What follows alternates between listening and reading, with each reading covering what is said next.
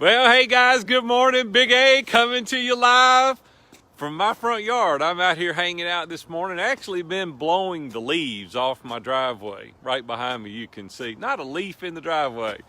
A year ago, this past October, I was standing out here blowing leaves, and a friend of mine came to my mind that had been having a little bit of difficulty with one of his children. And I stopped what I was doing and I gave him a call. And it was a little bit ironic to me. Matter of fact, it kind of wigged me out just a little bit because he was sitting in his office and he was crying. And he said, "Man, God must have told you to call me because I'm in bad shape right now." And I said, "Man, what is the problem?"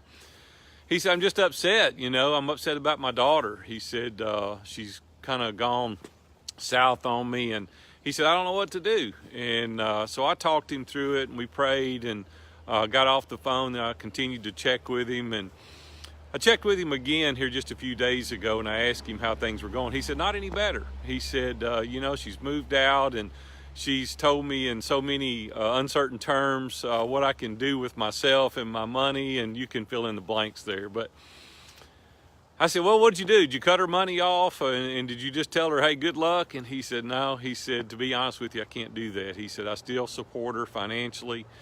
Whether you agree or disagree with this, that's not the topic today. But the point is I said, "Well, what are you doing?" And he said, 3 or 4 days a week, I text her and I tell her I love her.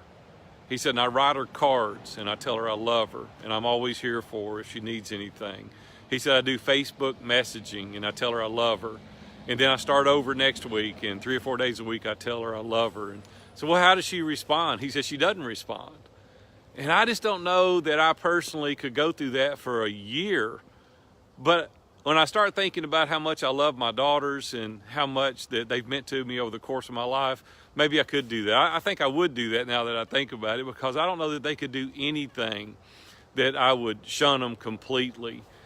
Guys, listen, I know many of you out there today are struggling with similar situations, and you're kind of private about it. You don't want to tell anybody, and I get that, because you want to be private about your business. But you need people around you to support you. You need a support group. You need people that can encourage you and walk with you through this. And as I was thinking about this story a little bit before I got on this Facebook Live, I did think about a biblical story. It was the prodigal son.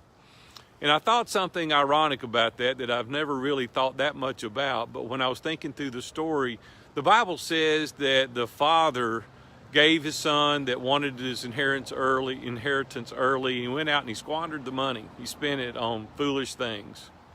I don't know what those foolish things were then, but he spent the money on foolish things. And the father, day in and day out, was praying that his son would come back. And they said one day, from a far distance, the father noticed his son, and he took off running after his son. And he told the servants, he said, "Kill the fatted calf, put a ring on his finger, we're going to have a party." And I started thinking about that, and I thought, man, that's a dad that never gave up. And he was watching for his son, or he wouldn't noticed him in a far distance.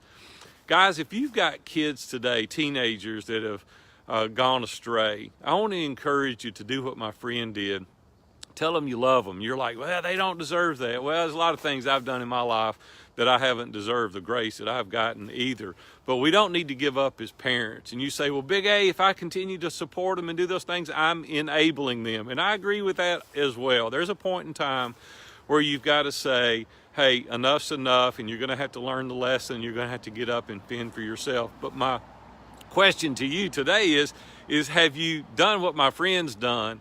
For an extended period of time, have you reached out? Have you told them that you loved them? Have you encouraged them? Have you tried to get them help? Have you gotten a support group and an accountability group? And have you edified them and encouraged them? Have you done every single thing that you could possibly do in your human ability to win that child back? Well, I just want to encourage you today. Maybe you've not done any of that. Maybe your kid went out, or even today, you have teenagers that are living in the house. I want to give you a little exercise to do. I told another buddy of mine this recently. I said, "Why don't you go in their bedroom tonight and lay down across the bed and just say, 'Hey, can we hang out and talk?' Don't teach them a lesson. Don't try to do, just go hang out and tell them that you love them, that you're there to support them. Ask their advice. Say, hey, Dad's working on this situation at work and I'm really stuck and I don't know what to do, and I could really use your counsel. I could really use your advice. What would you do in this situation? Then they feel important. They feel a part of. I think oftentimes these teenagers are at a loss because they don't know where they're at. They don't know who they are. They don't know the people that care about them and love them. And we as parents need to breathe life into our kids. We need to spend time with them. We need to encourage them. Tell them that they're great, that they're the best, that they can do it. Don't discourage them and tell them how stupid they are or how bad they are or how they misbehave. Encourage them, because that gets a lot more, I think, personally, to their self-development than beating them down. So we got to love on our kids.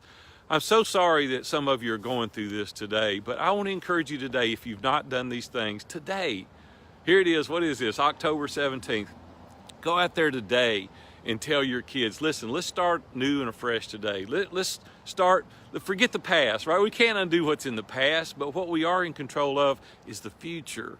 And I want the family unit to be strong, and I want you guys to love on those kids, even if they've done wrong. They're kids, right? They're going to make mistakes. Hey, I look back at the mistakes that I've made, and I'm glad that my parents didn't give up on me. And I want to encourage you to do the same today. So, hey, do you have a moment that you can take and spend with those kids today and encourage them and love on them? I hope you do, because believe me, our kids are worth it. We only get one go through with those kids. We can make more money, we can have more businesses, we can do all that stuff, but you only get one go through with those kids, and we got to love them well.